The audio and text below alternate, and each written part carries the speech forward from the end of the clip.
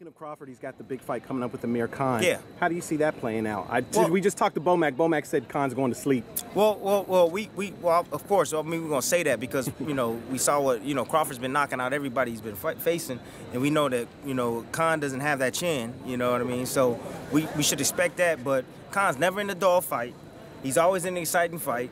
He comes to fight. He brings the pain. He might be running around the ring, trying to get his legs together, but he's always there, and he's always dangerous. He got good punching power, and he got speed. I think early on, the speed could give Terence Crawford problems. Just the speed alone.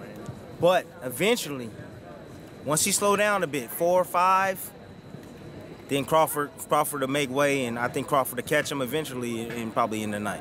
Is there anything that Amir Khan can do to make it, a little bit more competitive? Is there anything he can work on? It will be competitive early on. It will be a competitive fight early on. Absolutely. The fight will be competitive. The first couple of rounds, it will be competitive due to the speed. I'm telling you, it's the speed of Khan that's going to make it difficult. He's in and out, throwing combinations, but the timing of Terence Crawford is going to be the icing on the cake, man. There's timing of Terence Crawford. How do you deal with you sparred Crawford before, right? How do you deal with someone who can switch back and forth like that? It's not even just about the switching, man. This kid IQ is unbelievable, and it's been unbelievable since the first time I sparred him. I've never been in the ring with anybody like him, ever. You know what I mean? And just so much, he does so much, and it's like you don't have to tell him; he figures it out. You know what I mean? He figures it out, and then it's like I was sparring one day. And then the next day he's completely different. And I'm like, man, and he ain't even got a trainer there. So I'm like, this kid is special. Wow. You know what I mean? And he can press forward, he can fight backing up, he can fight lefty. I didn't even know he was right-hander. I thought he was a lefty. Wow. You know what I mean? That's how good he is. But he can make adjustments on the fly. He's smart, he got good punching power, he goes well to the body. There's nothing that this guy can't do. Do you think he's starting to get the credit that you've been giving him? No?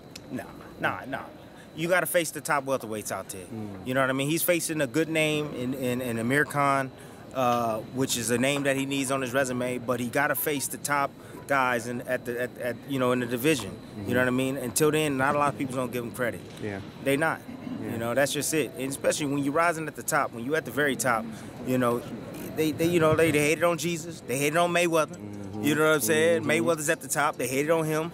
Yeah. It's smart boxer. Terence Crawford is one of those smart boxers.